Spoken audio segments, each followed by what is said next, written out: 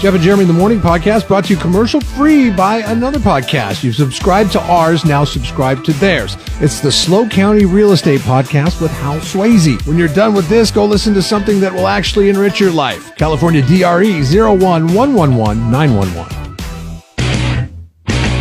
Hey! Monday! 12 days of Christmas. Day number 10. Are you ready? 9 o'clock today. Oh my God. So if you remember on Friday, the computer chose the first number. We called them. They didn't answer the phone and went to voicemail. They had texted the word Christmas in twice and didn't answer the phone. So then we called the next number that the computer generated out. Steve Gray. And it was a great day for Steve. Yes. He missed the question to number 12. Hopefully you caught the podcasts. Hopefully you're prepared. Because today we're going to do it again at 9 o'clock. All right, that cut off fast. Anyways, how you doing? Yeah. How was your fantastic weekend? I'm a little mad because I'm starting to think that the bird flu...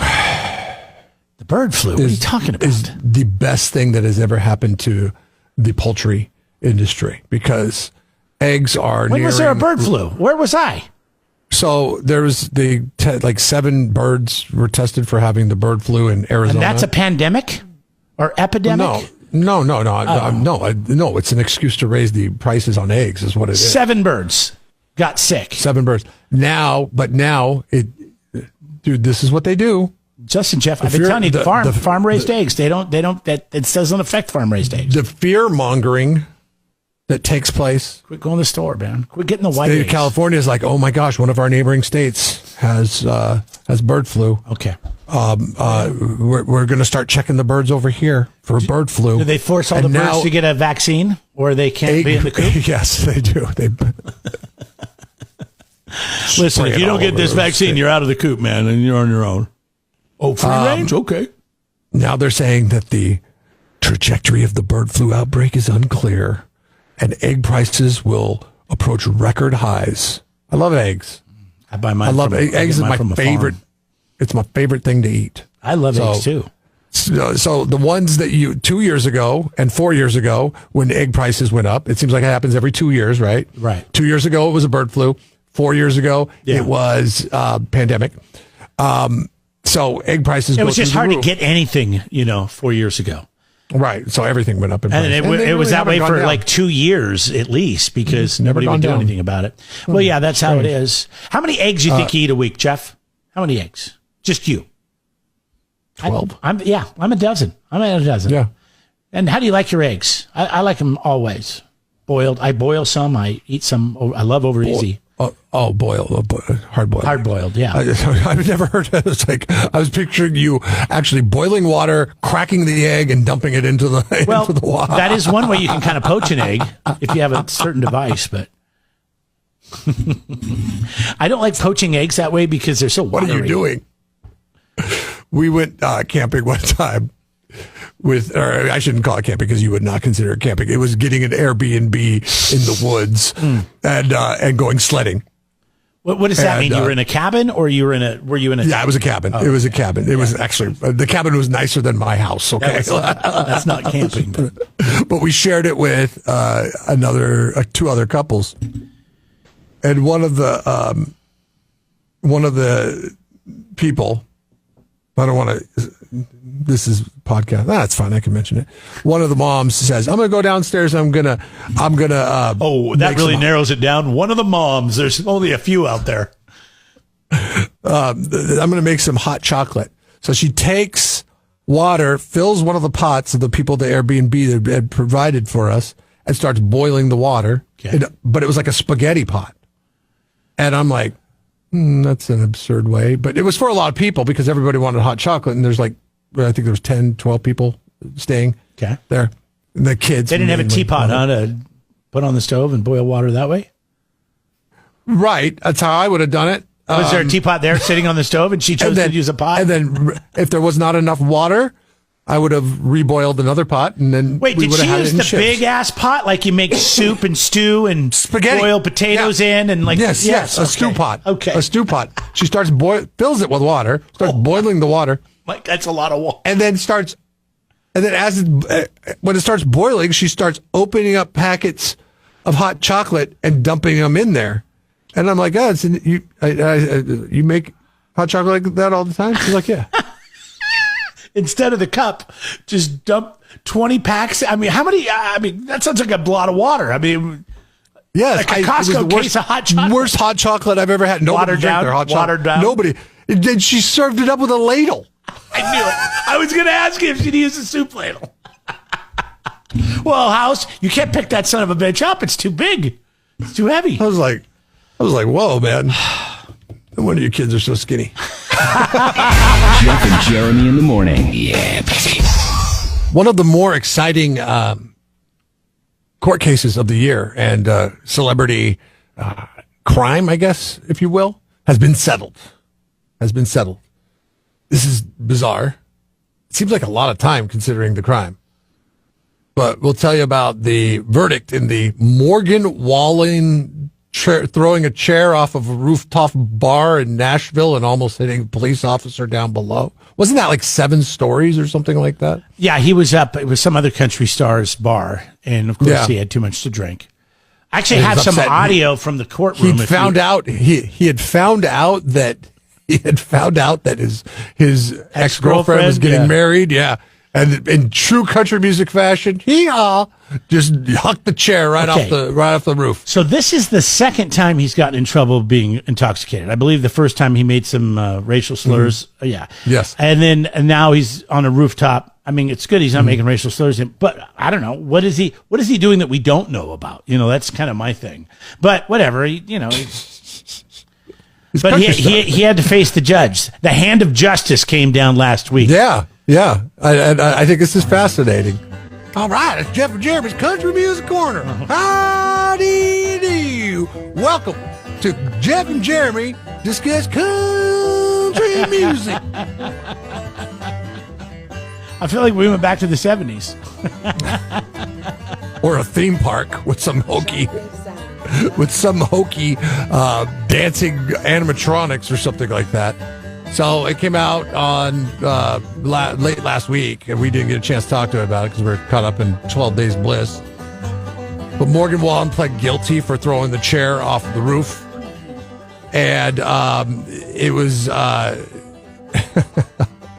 he was sentenced by the judge to 7 days of incarceration at a DUI education center. It's probably good because it sounds like he might have a problem with handling himself with alcohol. I don't know if he has a problem with alcohol or just when he has alcohol, how he handles himself. So is this just a Tennessee thing where they're like, well, we don't got anywhere for putting people that throw chairs off roofs based on intoxication. We do have a driving under the influence education center. We'll just go ahead and put them in there type of thing. Maybe, yeah. Like, isn't that kind of strange that because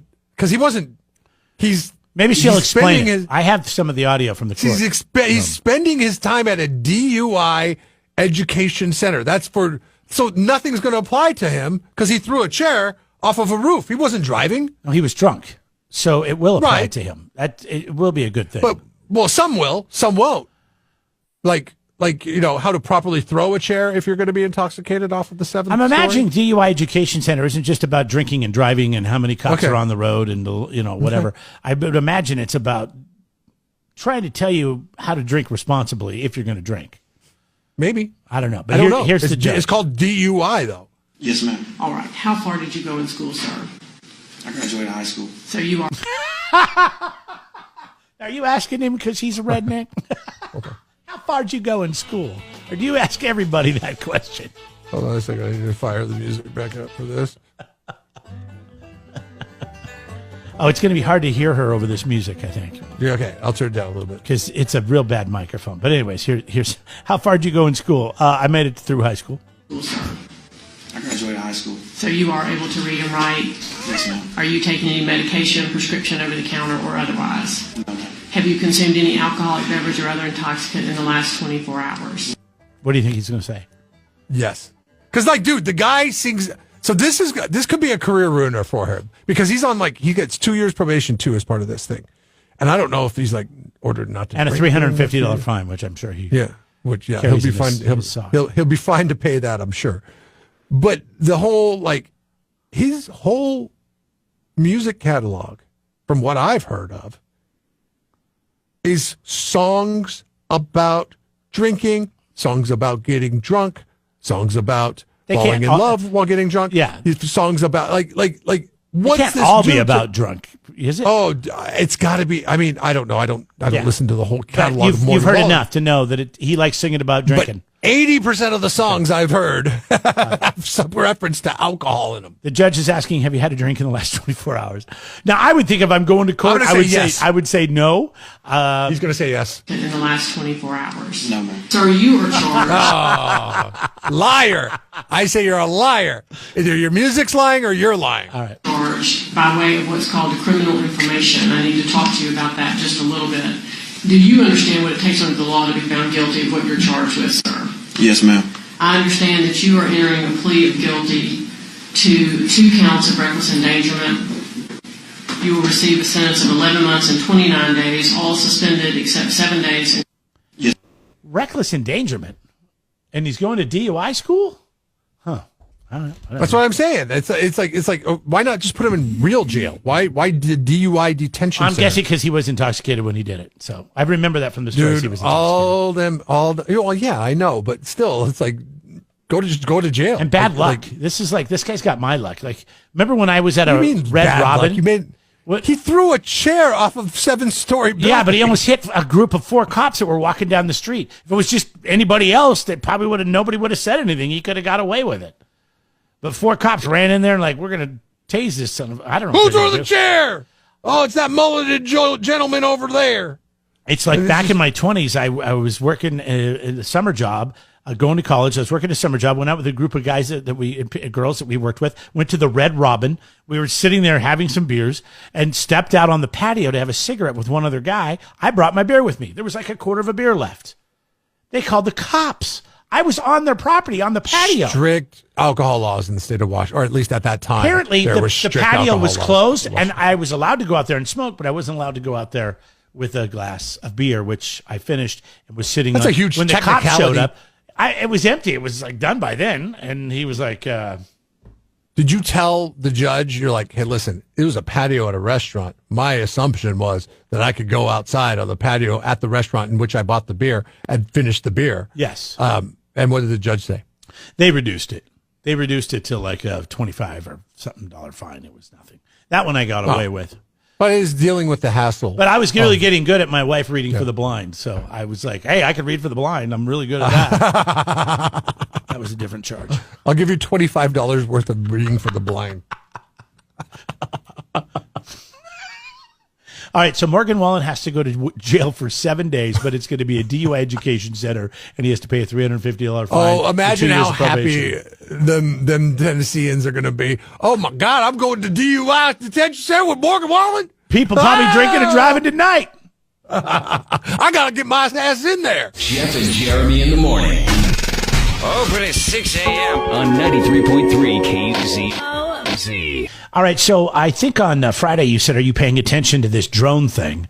And I said I'd heard about it, and I don't think we were talking about it during the show. I only know of it because I really haven't been like you and I think admittedly have been pretty checked out on news after the election? first Tuesday in November. Sorry. Yes, the first Tuesday of November. That's what we're calling it now. And I only heard about I did watch some Meet the Press videos though last week. Not yesterday, but the one before. It was a pretty good one. Pretty good. What was so good about it? It was with Kristen Walker. Okay, yeah, I did see snippets of that. Yeah. Neither one of you got a degree in political science like I did. I know, but we're trying, man. We're trying. We're watching all this political. The only reason why I know about this is the host of one of the podcasts I listen to, which has nothing to do with any of it. It's a fantasy football podcast. Oh. he's like one of the co-hosts. He happens to live in New Jersey, and he's talking about these drones. And everybody else is in different parts of the country because that's how podcasts can work now. Right. And so they're like, what are you talking about? He's like, oh my God, you guys haven't heard about this? Like, these crazy drones are just, like, these things are huge. They're like the size of cars. They're flying all over the state. They're looking for, I don't know what they're looking for, but they're the size of cars. Like, that's crazy. Dozens of them, and they're like, yeah, you're just being, like, they brush it off. They're like, oh, you're drones are like the size of frisbees to the size of like old school garbage can lids, like the round ones when we were kids, the metal ones. I've never seen one bigger than that unless it was like a military type, drone that actually shot rockets out of it, or missiles, or whatever you want to call it. So this host that I listened to, he tends to embellish things. So these other two guys are like, oh, okay, whatever. That's just Dan being Dan. Yeah. And then they brush it off. But now, like, so I don't think anything of it. A week later, I'm hearing all these stories about drones flying in the skies over New Jersey. I'm like, what is going on? So this is a couple in New Jersey who just gets their cell phone out because they see all this activity going on in the air. There's so many things in the sky right now. That's it. There's a plane. All That's the ones definitely a jet. over here. No, those are different lights. There's two behind here. There's two over there. Yeah, look. And they're blinking, the red, the green, like a drone has, like they are drones, and they're big because they're like huge.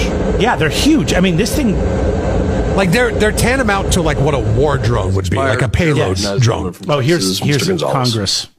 Oh, thank you, Chairman. And, sometimes Senator. I feel like I'm in the twilight zone up here. You're telling me we don't know what the hell these drones are in New Jersey are? Is that correct? Guy from Texas. That's right. It's crazy. That's the FBI That's crazy. director. That's madness that we don't know what these drones are. The Bureau is actively investigating the situation I'm so you mentioned. sick of hearing It's the that. unexplained sighting of drone activity over that part of New Jersey. We do not attribute that to an individual or a group yet. We're investigating, but I don't have an answer of who's responsible for that. So that was from over the weekend. Read the room. We're tired of hearing we're actively investigating. Yes. We don't have an answer to anything. I can say that right now. I'm actively investigating. I'm actively investigating whether or not I want to get up and get another cup of coffee. Yeah. It's like, yes, you could say that. That applies to everything. You're actively investigating. How you need to aggressively be investigative, not actively, but aggressively be investigating and get to some answers. So then, this is all kind of late last week and into the weekend. National Security Advisor John Kirby, he's downplaying it at the White House briefing. He's saying there's no evidence that there's any kind of group or it's a national security risk. He says, people are asking the military to shoot these things down. He says that's not going to happen. He says, please don't shoot at the drones. He's telling the public, don't shoot at the drones. But then on the other side of the country, over here on the West Coast in Oregon, this happened, I think, late Thursday or Friday morning. There was 4 different pilots that saw these unidentified lights. We're seeing 3 or 4 targets. They're all altitudes up and down. It's pretty crazy. I mean, they're shooting way up. We'd say maybe up to the 50s, it looks like. The 4 different lights going up and down. I'm getting a few reports, but you're seeing it right in front of you now, too, as well? Moving in like a circle, like a corkscrew pattern. Visually, I have eyes on what looks like an aircraft strobe that's at my 2 o'clock. Okay, so 50, when he says up to the 50s, I'm guessing 50,000 feet, which isn't crazy high, but that's probably pretty high for a drone doing corkscrew maneuvers and things like that. It all started back with this balloon, and I'm like, why are we not shooting this balloon down? We waited till it went all the way across the country and then shot it down. Right. And you were actively investigating that, weren't you, you jackasses? Well, that's why the Wheeler's getting fired. They're cleaning house. They're going to be bringing new people in. And hopefully people will get things done. It's people like, I don't know if you've ever worked for a company that the writing was on the wall. Like, okay, this company's going down. I've had friends that have, and they've told me the stories about their DGAF level at that period of time when they realized, well, I'm just here collecting a paycheck anyways. I might as well do this. I might as well do that. Like I might as well steal all the stuff from the company. I mean, it feels like that is how they are treating this. And they're still on our payroll. We still pay their salary. Like for the next 2 months, whether or not you're losing your job or not, you still have to answer to everybody in America. And for Kirby to go up there at the White House podium and be like, oh yeah, we're actively investigating that. And people are like, dude, you have hundreds of drones flying over the country right now in one particular area. They're going down. They're actually flying over like naval institutions and things like that.